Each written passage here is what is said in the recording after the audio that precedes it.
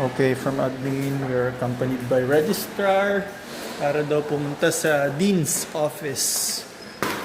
So, nasa third floor tayo. Mamalayo pa? Sana sabihin ni Dean, 4th year ka na agad. So, we're here in WCC faculty. Yan, sana matapos agad. Accommodating dito, lalabas pa yung Dean, no? Mainit po kasi yung office niya. Ano ba yan? Yung may hawak na papel? Estudyante lang yan? Faculty po namin. Po? Faculty namin. Ganda, no? Si Sir naman.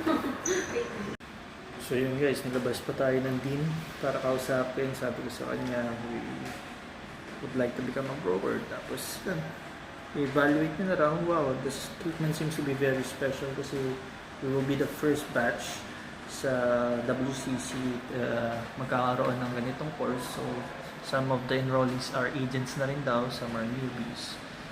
So I believe this is the vlog all about that, about the training. But the training, the triathlon is something that we do every day para yung mental strain, yung mental fatigue won't happen. Kumbaga babagsak muna yung katawan natin before our minds. So yun, kahit nakapang-triathlete tayo ngayon, tapos na mag-swimming, mag-bike to Antipolo, who's just waiting and moments away from getting evaluation. Sana kayanin ng pera sa mundo. Ay, nakumbisyo ka. Eksersisyo.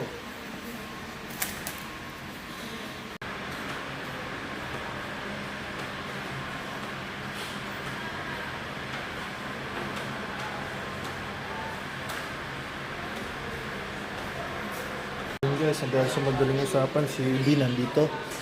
Bibigay sa atin yung update and the next process.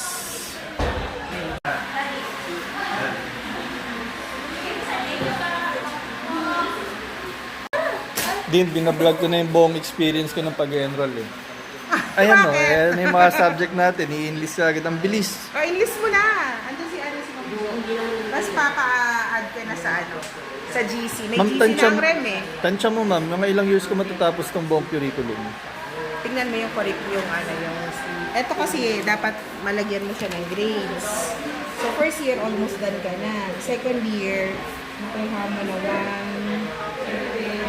2, ngayon to eh. 3, 4, 5, 6. Almost done na rin yung second year. Ang third year mo naman, may kalahati na eh. Most of them major subject na po.